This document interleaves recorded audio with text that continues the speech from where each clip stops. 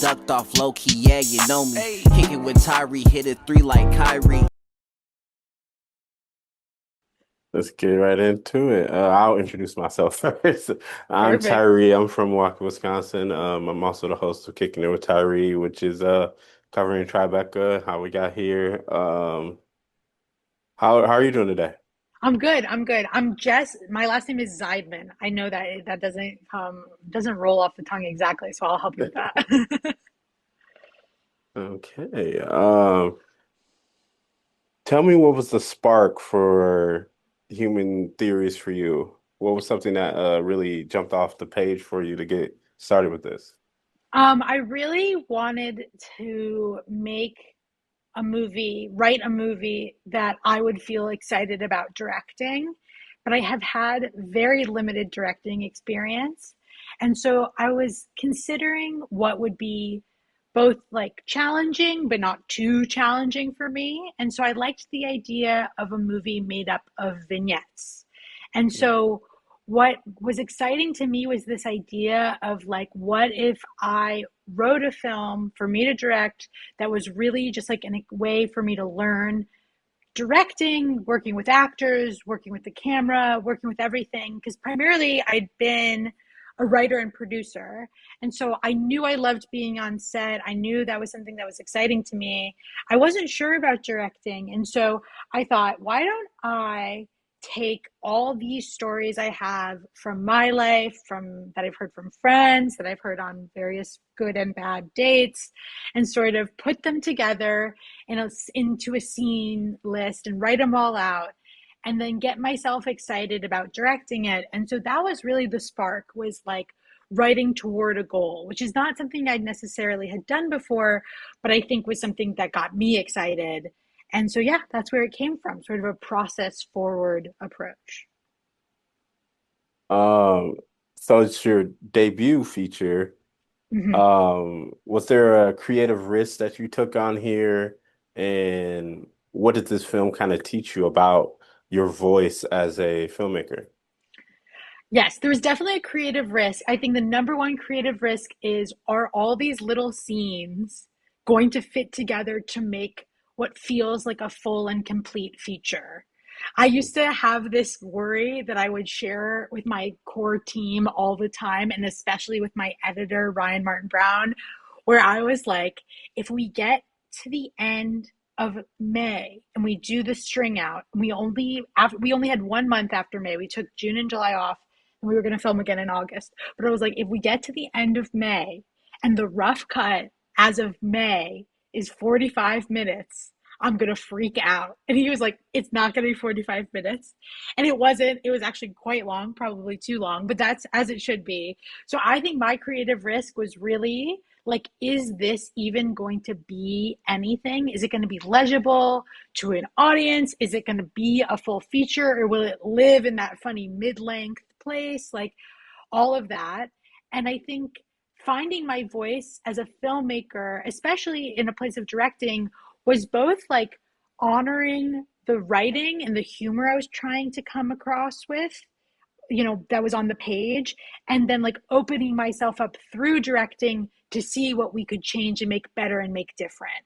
And so I think so much of finding my voice was honestly the art of like letting things go and letting a little of that like on-set magic, improvisational, conversational, what did the actors want to bring, what did the crew want to bring to the scene, and like letting that in. Because I think so much of being a writer, it can be quite solitary, but so much of being a director is like being asked a question every millisecond until the day is done. And I think merging the two for me, knowing what I wanted as a writer and then learning through what we had, location, performance, lighting, camera movement wise, as a director, it was like finding the voice of like honoring the writing and working and trying things. I think that opening it up to experimentation really helped me feel a lot of freedom in like knowing we were going to get to the same funny place that we intended to. Hmm. And you talked about how this is inspired by your real life experiences or your friends' real life experiences. Tell me about one thing that was kind of too overboard that you couldn't put in the film?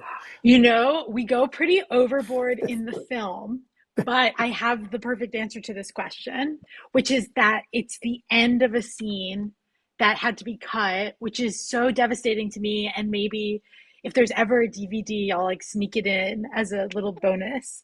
But there's a scene in the movie where two people are on a date. Well, she comes over to this guy's apartment, basically. That's a kind of date, and they're hooking up, and then he's like, I need to take a break for a second, and she's like, oh yeah, of course. And then he goes and he comes back and he's eating Chinese food. That scene used to end the way that someone experienced it, where then he goes and he gets like the main course of his dinner, which is like a big plate of like Chinese spare ribs, and then he eats them at the table that is like kind of like a half side table at the end of the bed. And she, the woman in the bed, like takes out her phone and like takes a picture of him eating the ribs. I, for a long time, we filmed all of that. Like that all exists. The ribs were eaten. The actors did an amazing job. It was incredible. But the thing is, it made the scene so much longer, and it's already the longest scene in the movie, but it made it so much longer that everybody was like, you don't really need to see him eat the ribs. So the audience unfortunately doesn't see the true overboard thing, which is seeing the guy in his robe eat the ribs while girl's in his Mm. bed, just kind of there. When you're hungry, you're hungry, you know. Dude, But exactly. Hey. um, what do you think this film says most about modern day living in the city? I think, I mean, in the city or wherever you find yourself having awkward interactions, which might be everywhere, I think what it says is that people are lonely and our gauge for intimacy is off. I do think that we have a bit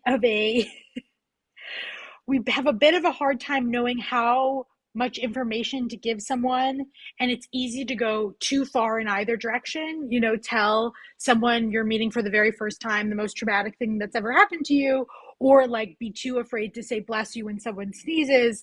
And it's like getting back to that like middle area, I think, will be our sort of generational quest, because we are a bit afraid of ourselves and a bit afraid of each other, but we aren't so afraid, you know? And so I think what happens a lot is, especially in a place like New York City that's just so population dense, and like so much of your life is lived in witness of strangers, whether that be going through like a very emotional walk in the park, or being on a crowded subway train and somebody's having a total good or bad moment. I think because of that, we're a little bit numb in terms of just general like easy connection, and so we wade this weird path of like too much or too little. And that's what this movie is really talking about, is that all people can be kind of awkward, but it's not so sad and so devastating. It's just kind of our normal. And I think that there's something very funny and a little bit, I mean, a little bit miraculous about the ways that like we do want to be in community with people. We just don't totally know how. And that learning curve, it can be quite steep and quite entertaining. So that's sort of where I landed as I was coming up with the movie, and as we were making it. I just feel like we all have these interactions that you're kind of like, oh my gosh, I can't believe I had this with like a stranger or even with a friend, and yet it sticks with us and it stays with us. But it's kind of like a bit universal, even though it feels so specific.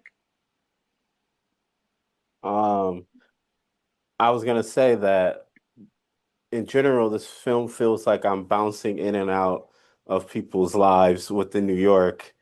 At what point did New York become a character as well within the story and not just the setting? I think that New York was always a character from the beginning. I think I thought about the ways, because I've lived here for the last 8 years, and I think what I have, from the moment I moved here, I was amazed at the ways that like you just, the city itself has a sort of propulsive and funny energy in the way that you carry yourself, in the way that you think about yourself and other people. It's so hard to live here that I think we're easily put into our own worlds. But it's also like, again, like I said, you're just around people all the time. And this city is truly like, it's just hard to be alone, but it's easy to feel alone. And I knew that that would be part of why filming in New York would be so special, but would also add this other layer of like how that energy makes us act and makes us feel. Mm. After audience leave the theater in Tribeca, how would you want them to feel, and what do you hope they reflect on the most? Honestly, I hope they laugh and that they enjoy it and they were like, that was a good, short, full length movie. And then I also hope that they think of their own sort of human theories kinds of moments, awkward interactions or bad dates or funny experiences with friends. I mean, I think that something I've really loved from the people we have been lucky enough to show it before this premiere is the way that it brings up for people this sort of feeling of like, oh, I've been this person or this character, but also that version of the story is not the version I wrote. You know, their version of it is so personal to them. So I hope it brings back some sort of awkward, maybe a little cringy, but definitely introspective feelings, you know? All right. And that's all I have for you today. It was Awesome. great Thank you. to meet you, Jess. I hope you have a great rest of your day. I love the film, what I've thought of it, and hopefully I'll get to catch it again at Tribeca. Awesome. Would love to see you there. Awesome. Thank you. Ducked off low key, yeah, you know me. Kickin' with Tyree, hit a three like Kyrie.